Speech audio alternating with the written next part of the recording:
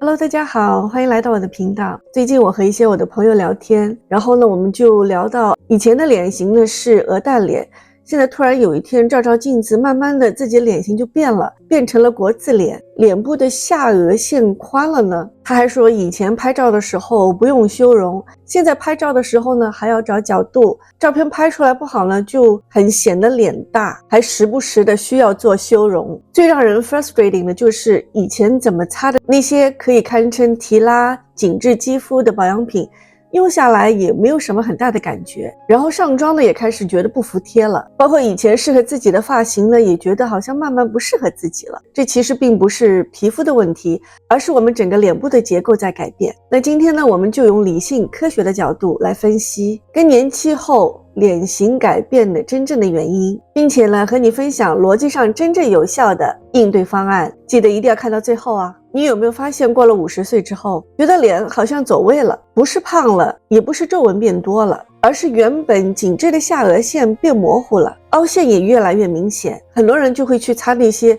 堪称可以紧致肌肤、提拉肌肤的那些很贵的霜来补救，但是效果确实也很有限。为什么呢？因为这并不是我们皮肤表面的问题，而是我们体内的基础建设在变动。那首先第一个原因呢，就是我们的脂肪重新分布了。在慢慢进入更年期，我们的雌性激素呢就会大幅的下降。这些雌激素除了可以影响我们的月经之外，它其实还决定了另外一件事情，就是如何分布我们的脂肪。在我们年轻的时候，我们脸部的脂肪呢通常都会分布在脸颊的中段苹果肌这儿，所以我们整张脸看起来呢是很饱满，整个脸型呢看起来是提拉的又很柔和。但是慢慢进入到更年期之后，脂肪呢就会开始慢慢往下移，都集中在下半脸，特别呢是在下颚线附近还有嘴边的这个位置。所以并不是因为你变胖了，而是你的脂肪搬家了。当我们中部脸的脂肪消失，但下半部的脸脂肪增加的时候，我们整个脸型看起来就会变宽变重，好像一个方字脸一样。那第二个原因呢也就很明显，大家都知道，就是我们的胶原蛋白流失了。进入更年期以后，我们的胶原蛋白平均会流失30%左右，其实这个变化会很大。而胶原蛋白呢，就是我们脸部的支撑架构，当这个支撑架构变少的时候，皮肤呢开始变薄，支撑力也开始变差了，从而地心引力也开始变得更明显。所以你就会开始感觉到脸颊变平了，法令纹呢也开始变深了，特别是下颚线也开始变得松松垮垮，脸部的下半部就会开始变宽，特别是在这个部位，它一宽出来就会变成一个国字脸。那第三个原因呢，就是我们的骨骼，就是我们的骨质密度开始变松了，变弱了。其实很多人都会忽略了这一点，只是看到我们的皮肤紧致或者是胶原蛋白流失这些比较表面的东西，却忽略了我们整个脸部骨架、骨质密度也在改变。更年期之后，我们的骨质密度就开始下降。其实不要以为骨质密度的下降只会发生在我们的身体上，同样它也会发生在你的脸上。就好像我们的眼眶骨还有上颚骨，包括我们的下颚骨，它都会产生变化。当这些骨骼开始慢慢缩小，你脸部的脂肪和皮肤就会失去原本的支撑点。所以越到年纪大之后，我们的眼部就会更加有凹陷，包括我们的太阳穴还有下颚线，这些呢都会让你看起来有凹陷不平的视觉感。这也就是骨质流失之后没有给你整张脸上的脂肪和皮肤有一定的支撑度，所以呢你的上半脸看上去会有凹陷，下半脸呢就会变得更加沉重。这也就是我们的地基改变了，就好像一栋房子的梁柱缩小了，外面的皮自然就撑不住了，就会开始往内凹和往下垂。当我们的脂肪、胶原蛋白和骨质流失这三重原因，就会造成我们的脸部看上去会有塌陷，甚至看上去就会有国字脸的这种感觉。那就是为什么你会觉得粉底变得卡粉，妆感呢也看上去很厚，然后妆就容易往下滑。那是因为我们现在的妆不只是做在皮肤上，它其实是在我们整个脸的结构上。当我们整张脸的结构改变了，那我们妆的表现方式也会完全不同。那我们可以怎么做呢？问题并不是我们要怎么样把我们的脸拉上去，而是要做到我们怎么样可以重新平衡现在的脸型比例。最关键的，首先第一个要做的就是要把我们的地基打好。如果地基塌陷了，你外部的皮肤再怎么保养，它也回不去以前的这种提拉的效果。我们要从内部开始支撑。大家都知道更年期是需要补钙的，是为了防止骨质疏松。同样，你的脸部骨质也会流失，再加上雌激素的下降，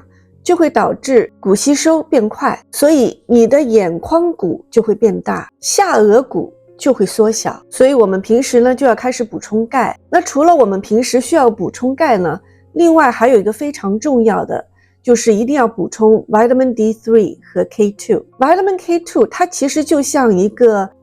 交通警察，它可以负责把钙引导到骨头里，而不是卡在血管里，这样呢就能更好的帮助我们的钙被骨头吸收。另外一种方法呢，就是经常给我们脸部做一下按摩，特别是下颚线的脸部动作。不要小看了每天给你脸部按摩，其实就像我们每天平时运动一样，不一定要很激烈的运动，但是每天哪怕是10分钟运动，对我们中年女性来说的肌肉也是有一定的帮助的。所以锻炼不只是我们身体上的锻炼，我们的脸部也要给它一定的运动，尽量让我们的脸部不要那么松弛松垮。我自己呢，在平时护肤的时候呢，我就会用到一些按摩仪，给自己脸部做个按摩。如果不用按摩仪呢，用手也很方便。每天只要在护肤的时候给自己做一个脸部提拉的按摩，千万不要小看这个每天的这个小小的几分钟，只要你能够坚持，它就能让你的皮肤松弛的更加慢一点，会比擦更贵的面霜更有效。就像我们每天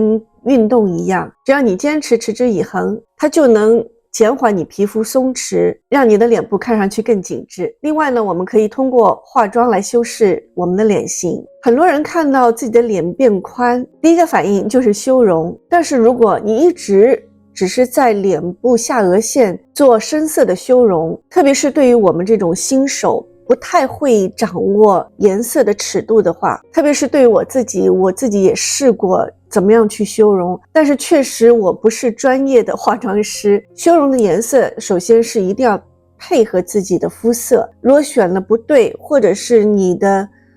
你上妆的手法不对，就会很容易给人家看出你脸部下颚线好像怎么脏脏的，看上去非常的不自然，反而会让人家的注意力注意在你这个修容的地方。特别是有几次我觉得修容修得不好，这个整个下面就是脏脏的，远看可能没有什么问题，但是如果你跟朋友近看的话，就会很明显看出来你是擦过一些东西，除非你化妆很厉害。我自己修容试过几次，确实帮助不是很大，因为我的下巴很短，我的双下巴很明显，这是我家族遗传，我爸爸这边就是一直是下巴挺短的，不管是瘦还是胖，我都会有双下巴。然后慢慢的我就改变了一个化妆思路，尽量把我的重心移到上面。你可以擦一点好看的腮红啊，画一个漂亮的眼妆啊，让别人的视线集中在你脸部的上半段，特别是在打腮红的时候，把腮红尽量斜角的往上面带，让你整个脸部的上半段